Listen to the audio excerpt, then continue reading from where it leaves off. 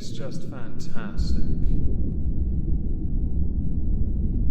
Captain's log. Subdates 220518.7. The two bathing gelatinous gunts have forced us to alter course by almost 20 nautical miles, 5 of which is from their mass, with the remainder to avoid rather corrosive pollution and severe turbulence from jiggles, the kind that will, in effect, ruin the entire region. Hello everyone, welcome back to another video. Today I'd like to go through some things that happened during the recess, along with prevailing themes during the trial that I think need to be discussed before we even get to what will now be next week, this current week of trial, because this week has been quite delicious. But it's not over yet, and I'd rather not spoil it for all of you. So far we've done 6 videos on this subject. Yes, I have milked this to high heaven because I'm very unoriginal. I'm going to continue doing that though, because this trial is very interesting, and this trial will shine a rather large light on how people of certain perspectives,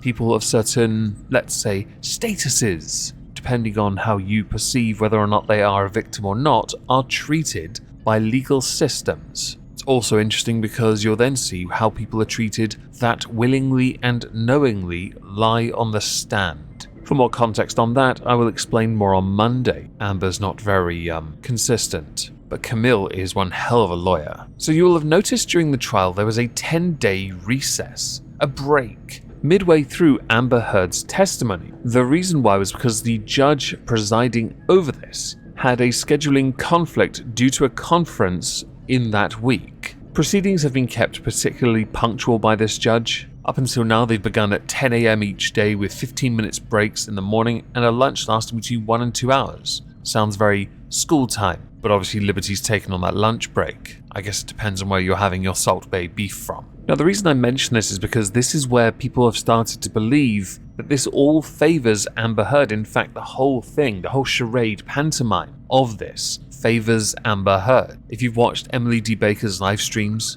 where she's had over 100,000 people tuning into this, you have to be a moron to take Amber Heard's side. But, again, male victims of DV, rarely are they ever taken seriously. Jury consultant Richard Gabriel told NBC News, "What we hear last really does stick with us," adding that the jurors will now sit for more than a week having listened to Miss Heard's accounts of the alleged abuse by Mr. Depp. Now, after her testimony concludes, Amber Heard will likely face an aggressive cross-examination by Johnny Depp's legal team, all of which has been happening this week, and oh boy, yes, Monday by the way folks. So some of the articles I have seen concerning this during, before and after the recess. You have Johnny Depp, Pirates of the Caribbean, Jack Sparrow return hopes soar as producer speaks out. Many fans have been lobbying hard for their hero to return to the film franchise. I had personally heard that it wouldn't be possible because the franchise doesn't make as much money. Therefore, it's not financially feasible to continue the franchise. Although I wouldn't be surprised if they continued it, rebooted it, and then just switched everything up. Because virtue signaling is really cool, everyone. But depending on the outcome of this defamation trial, there is always a possibility that his career could be jump-started. Then again, if anyone's paid any attention to this, you would have to be a complete and utter moron to take Amber's side. Conjecture, anecdotal evidence, zero physical evidence, photos that don't make sense, cough cough, Botox and cysts, cough cough. That said, at this point and the way people are treated when it comes to being victims of certain crimes, I'm more inclined to believe that somebody's just going to say, well, Amber's clearly the victim, or fob us all off by saying, well, you're both as bad as each other. You have more proof that one person did the abuse than the other, and the other has been caught lying under oath on multiple occasions before this week even began. But okay. So in keeping with the theme of likelihood Johnny Depp won't win, I noticed this appear on my phone, hence this image here.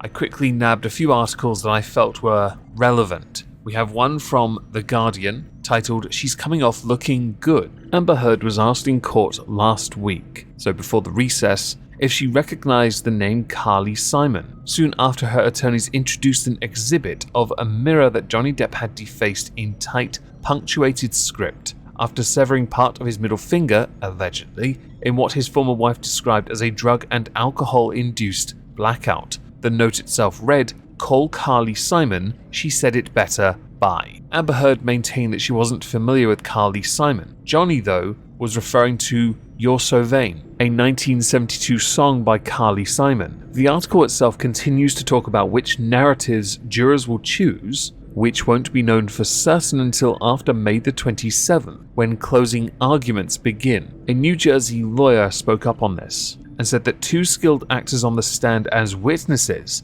could be equally resonant without regard to exactly where the truth is in their narratives. This is very challenging for jurors who might find what the plaintiff said to be compelling and then is equally moved by the defendant, which I would agree to be true if I hadn't seen all the video footage of Amber Heard on the stand and watched her perform. You can see through the bullshit if your IQ is just over 1. When Amber Heard was giving her testimony, she always looked at the jurors. During that, Johnny Depp looked down. He never looked at her, which was him actually maintaining a promise he had made that he would never ever let her see his eyes ever again. I assume by that he meant eye contact. Although I think if he looked straight at her, it would terrify her even more. But I think in this respect, he's right not to look at her because she is the abuser, and she has carved an entire, rather successful, lucrative career off the back of being a victim, while destroying his at the same time. Some public relations experts are divided over the consequences of this defamation trial and obviously Heard's counterclaim, with Ivan Neerman at Red Banyan saying this case should serve as a cautionary tale to high-profile people living in the public eye. When you decide to make an abuse allegation or discuss your personal life in the form of an op-ed, a televised interview or conversation with a reporter, you run the risk of having to publicly discuss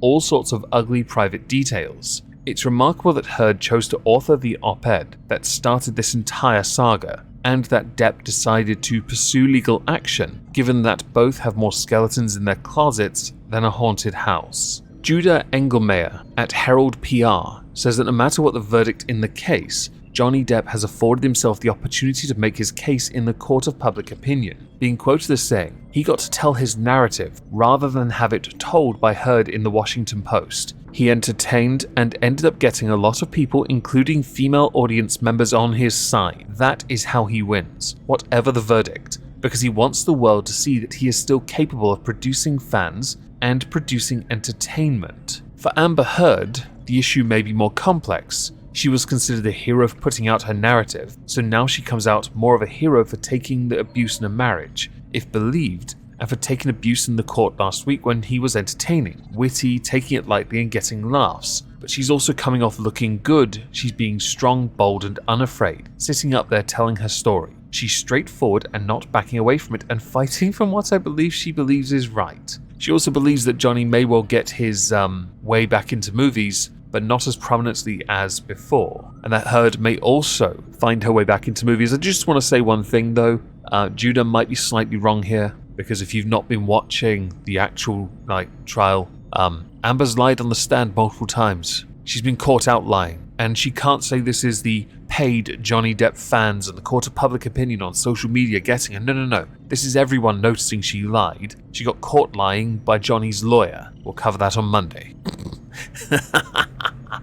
Some also believe that the reason this might be harder for Johnny Depp to win is because the additional burden to prove that he is the victim in this is on him and therefore harder. Others also believing that Amber's performance is incredibly emotive. Some though believe that Amber Heard's body language is a thumbs down for believability, with Susan Constantine saying that she is not truthful and most of what she's saying is a lie. This is such bad acting, I don't know how she's going to get a movie role after this. With Susan Constantine also pointing out that liars always give you too much information, while conceding at the same time that this doesn't mean that everything that Amber has said isn't true. Being quoted as saying, "I think that when she described the headbutt, she was being truthful. I do think he was being verbally degrading at times." But articles all seem to indicate that they believe, even though Amber's been clearly lying and is being inauthentic, her over-the-top performances, Johnny is unlikely to win from this, and I find that quite alarming. Male victims of DV at the best of times are not taken seriously. You can say, oh, but the evidence is in the court of the public opinion and they're all on Johnny's side. You're right, because the evidence proves that Amber Heard abused Johnny, and that's the point. That op-ed, she claims, was not about him, but she has at no point in any testimony said what it was supposed to reference and who it was about. and when she has referenced other incidents, she's been caught out lying, using almost fabricated evidence and utter nonsensical anecdotal. So next week should be rather interesting, really, shouldn't it?